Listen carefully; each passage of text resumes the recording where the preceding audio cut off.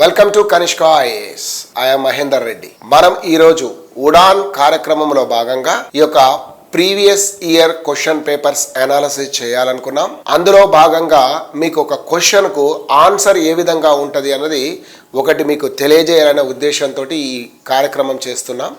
So ముఖ్యంగా మనకు 2008లో చాలా ఓల్డ్ క్వశ్చన్ నేను తీసుకున్నది. నెక్స్ట్ది మనం వెరీ రీసెంట్ క్వశ్చన్ ఒకటి చేద్దాం. సో ఈ ఓల్డ్ క్వశ్చన్ ఏంటంటే తొలి మరియు మలివేద కాలాల మధ్య ఉన్న పోలికలు అంటే సారూప్యతలు మరియు భేదాలు ఏమైనా ఉంటే వాటిని చెప్పమన్నది. అంటే కంపారిజన్ అండ్ కాంట్రాస్ట్ రెండు చేయాలి ఇక్కడ. సో సిమిలారిటీస్ అండ్ డిఫరెన్సెస్ రెండింటికి సంబంధించిన దాన్ని చూడాలి. అయితే ఆ యొక్క తొలి మరియు మలివేద కాలాలకు సంబంధించిన ఈ విషయాన్ని రాసేటప్పుడు ఏ అభ్యర్థి అయినా మొట్టమొదటగా తను చేయాల్సిన పని ఏంటంటే ఈ యొక్క ఫస్ట్ పాయింట్ లోనే మనం రాయాల్సిన ఆన్సర్ ఏంటంటే క్రీస్తు పూర్వం 1500 నుంచి క్రీస్తు పూర్వం 600 మధ్య కాలంలో సప్తసింధుతో పాటు గంగా యమున మైదాన విరాజిల్లిన ఒక సంస్కృతే వేద సంస్కృతి.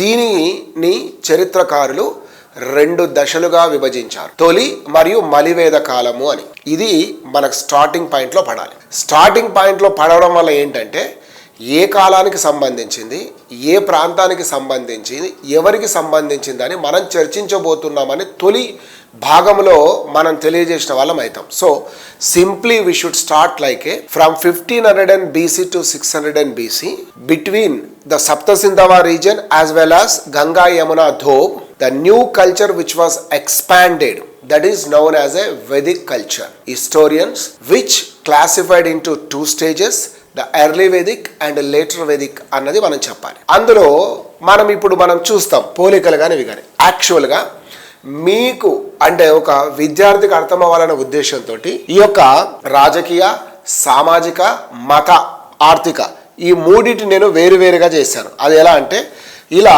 Political life in early Vedic period, political life of later Vedic period అన్నది. ఇది యాక్చువల్గా ఈ మెథడ్ అనేది మనం ఎగ్జామ్లో రాయకూడదని నేను చెప్తాను.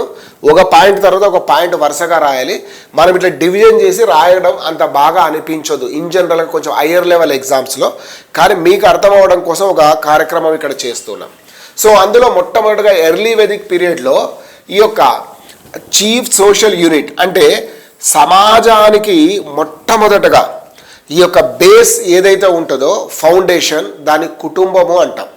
అదే బేస్ సోషల్ యూనిట్ ఏమని పిలిచారు ఆ రోజులు అంటే జన అనే పేరుతో పిలుచుకున్నామన్నది తెలుస్తుంది.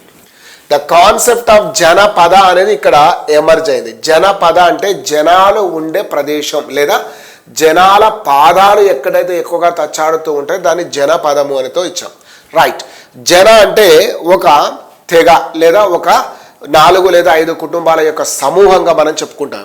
మరి ఆ యొక్క జన అంటే ఆ ప్రాంతానికి ఎవరు నాయకుడు తొలివేద కాలంలో పిలిచామంటే రాజన్ అనే పేరుతో పిలిచాం. కానీ ఆయన ప్రధానమైన డ్యూటీ ఏంటి అని అంటే టు ప్రొటెక్ట్ జన అండ్ క్యాటిల్. ఎవరినైతే మనం రాజన్ను ఎన్నుకుంటున్నామో ఆ రాజన్ యొక్క ముఖ్య ధర్మం తన తెగను, తన తెగకు సంబంధించిన సంపద అయిన ఈ యొక్క గోవులను పరిరక్షించడమే అన్నది తెలుస్తుంది. ఇది ఒకటి. తర్వాత ఇక్కడికి వచ్చే వరకు మీరు కనుక మనం చూస్తే ఈ యొక్క రాష్ట్ర అనేది ఏర్పడిపోయింది వెరీ క్లియర్గా జన అనే స్థానములు అనేది మనకు తెలుస్తుంది. పైగా ఇక్కడికి వచ్చే వరకు ఆయన యొక్క డ్యూటీస్ కూడా చాలా వరకు మారిపోయాయి అనేది మనకు తెలుస్తుంది. రాజన్ ఆర్ చీఫ్ ఎవరైతే ఉన్నారో ఈయన కొత్త బాధ్యతలకు వచ్చాడు. అక్కడ వచ్చే వరకు దేన్ని రక్షించాడు? తన తెగను మరియు తెగ సంపదను.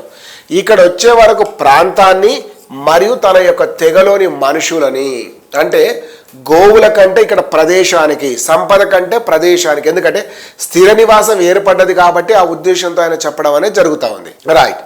సో తొలివేద కాలములో ఈ యొక్క నాయకుడు ఎవరైతే ఉన్నారో వారిని ప్రజల చేత ఎంపిక చేయబడ్డవాడు. అంటే ఈ was elected by the people time to time, but it was not hereditary, very clear. But whereas ఇక్కడికి వచ్చే వరకు అది హెరిడేటరీ అయిపోయింది.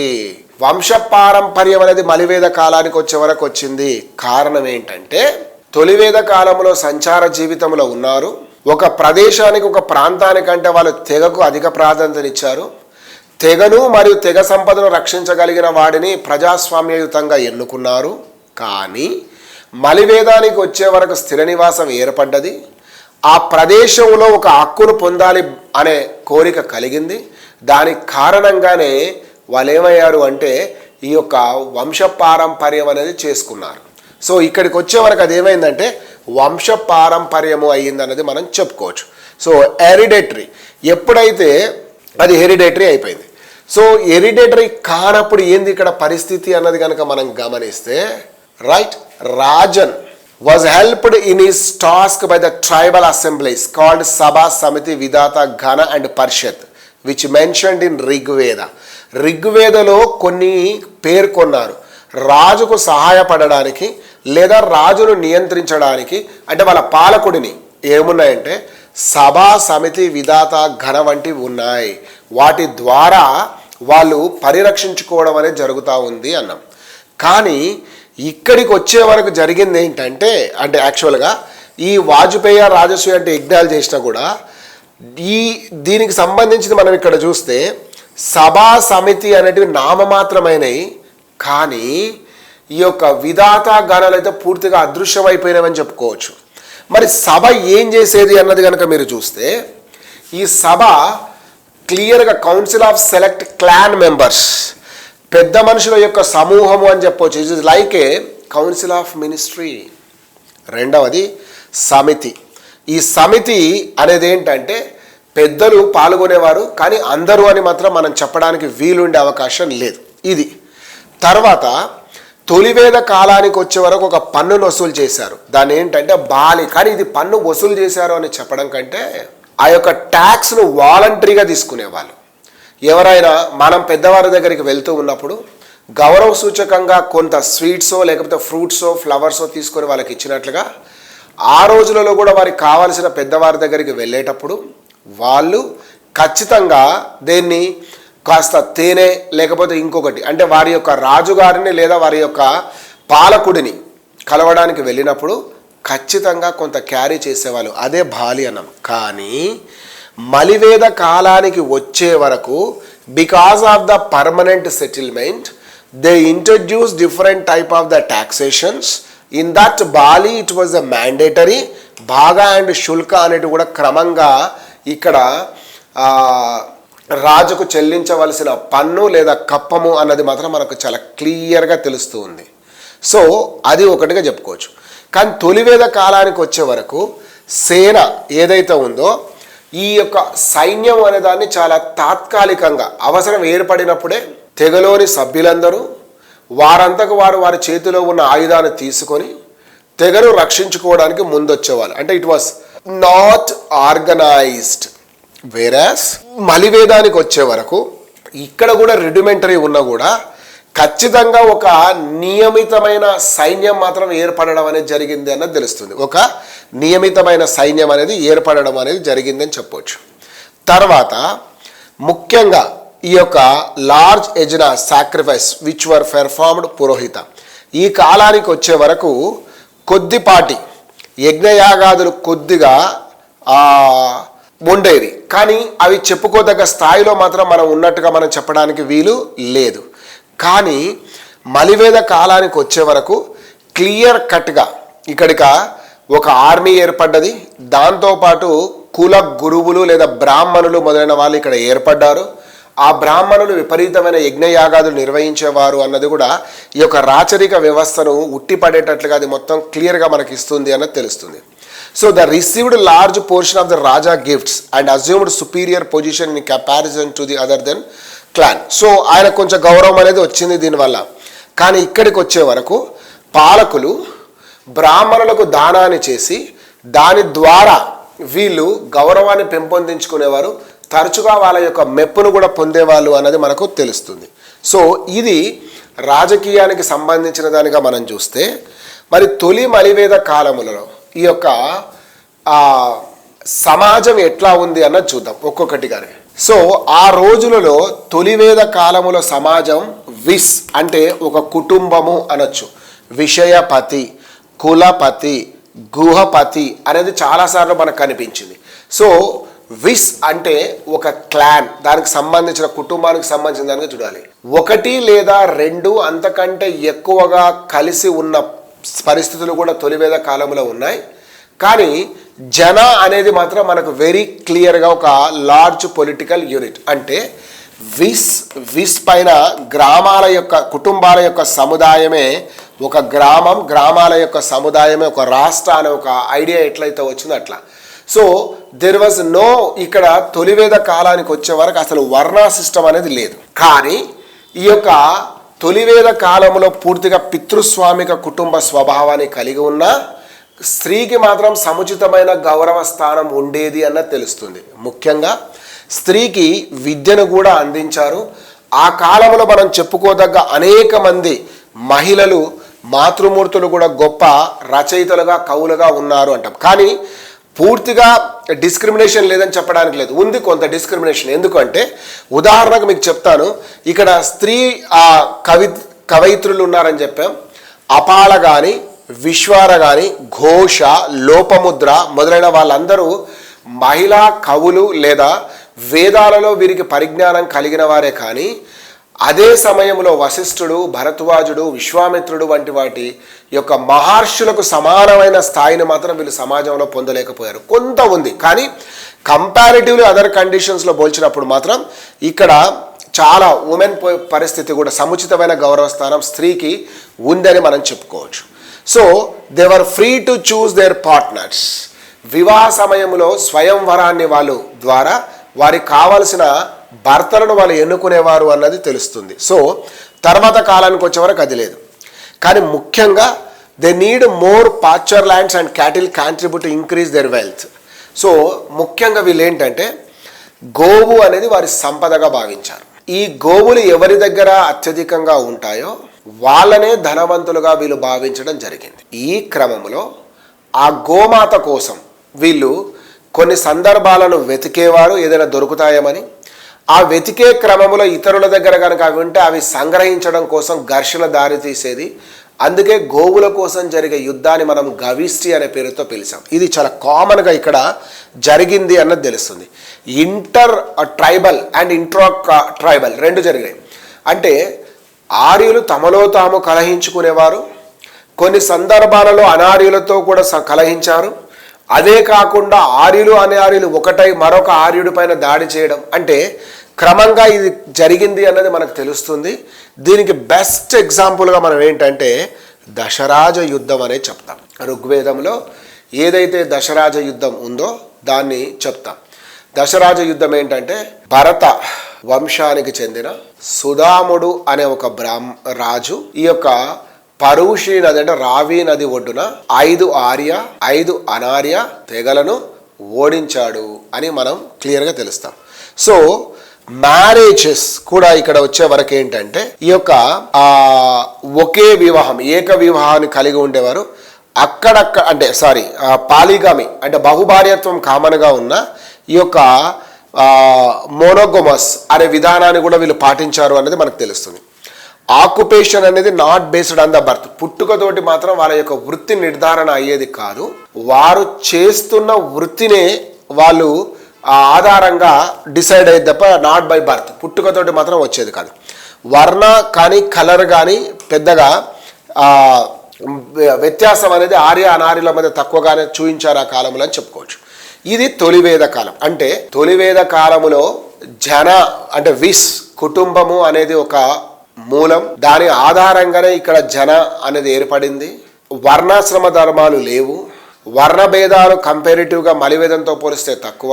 స్త్రీకి సముచితమైన గౌరవ స్థానం ఉంది.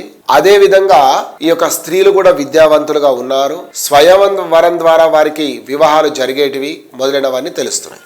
ఇది మనం ఇక్కడ చూసాం. మరి అదే మలివేద కాలానికి వచ్చే వరకు ఏంటంటే ఈ యొక్క ఫ్యామిలీ అనేది ఫండమెంటల్ యూనిట్ ఈవెన్ మలివేద కాలములో కూడా. తొలి అయినా మలి అయినా మధ్యయుగమైన ఆధునికమైన అత్యాధునికమైన ఏదైనా కూడా మూలం ఏముంటది అని అంటే ఈ యొక్క కుటుంబమే సమాజానికి మూలం. దాని ఆధారంగానే ఈ యొక్క సమాజంలో విస్తృతి అనేది పెరగడం అనేది ప్రారంభం అవుతుంది కదా. అలా ఆనాడు వీళ్ళు చాతుర్వర్ణ వ్యవస్థను పాటించారు. చాతుర్వర్ణ వ్యవస్థను పాటించే క్రమంలో తొలివేద కాలంలో వృత్తి ఆధారంగానే మలివేద కాలానికి వచ్చే వరకు ఇది కూడా నిజానికి దైవ సిద్ధాంతం ప్రకారం అయితే వర్ణాలు రెండే ఉంటాయండి. ఒకటేమో తెలుపు, రెండు నలుపు అంటాం. కానీ ఇక్కడ భారతదేశంలో విభజన అంతా కూడా వృత్తి ఆధారంగా జరిగిందని చెప్పవచ్చు. బ్రాహ్మణులు, క్షత్రియులు, వైశ్యులు, శూద్రులు, తర్వాత కాలంలో దీని అనేక పరిణామ క్రమాలు అనేవి మనం తీసుకున్నాం అనేది తెలుస్తుంది. అదే కాకుండా మానవుడి జీవిత కాల చక్రాన్ని కూడా ఒక 4 దశలుగా చేయడం అనేది జరుగుతుంది. బ్రహ్మచర్య, గృహస్థ, వానప్రస్థ, సన్యాస.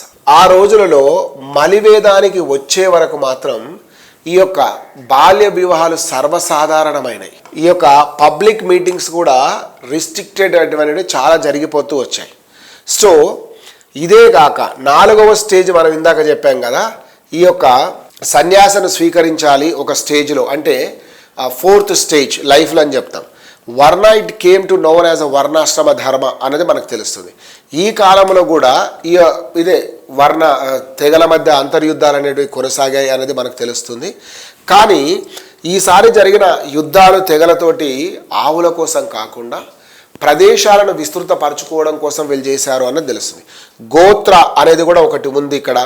గోత్ర అంటే వాళ్ళ యొక్క ఒకే పూర్వీకుడికి సంబంధించిన మనమందరం అని చెప్పుకోవడానికి మాత్రమే అన్నది తెలుస్తుంది. సో ఇది అదే సమయంలో బహుభార్యత్వము, వారి యొక్క తెగలో మ్యారేజెస్ అనేవి జరగడం అనేది జరిగింది. అంటే ఒకే గోత్రానికి చెందిన వారి యొక్క వివాహాలు నిషేధించడం అనేది జరుగుతుంది. సోదరతత్వం వస్తుంది అనే దాంతో. So the division of social group are based on the occupation alone and society still flexible where one occupation did not decide the birth. So ఇప్పటికి కూడా కొంత లిబరాలిటీ ఉందన్నది మాత్రం మనకు తెలుసుకోవచ్చు. మరొకటి వచ్చే వరకు మతం. తొలివేద కాలంలో బాగా పేరు పొందిన దేవతలు ఎవరు అన్నది మనం చూస్తే ఇంద్రుడు, అగ్ని, వరుణ, మిత్ర అనే పేర్లు కనిపించాయి. అయితే ఈ యొక్క ఎర్లీ తొలివేద కాలానికి వచ్చే వరకు దయసు, పుషార, యమ, సోమ వంటి అనేక మంది పురుష దేవతలు ఉన్నారు. అదే సమయంలో స్త్రీ దేవతలు లేదా మాతృమూర్తులు కూడా ఉన్నారు. ఉషస్సు, సరస్వతి, పరితివి అండ్ ప్రకృతి సెకండరీ పొజిషన్ ఇన్ ద ప్యాంతం. అంటే పురుష దేవతలతో పోల్చినప్పుడు స్త్రీ దేవతల యొక్క స్థానం కొంచెం తక్కువగానే కనిపించింది క్లియర్గా అన్నది మనకు తెలుస్తుంది.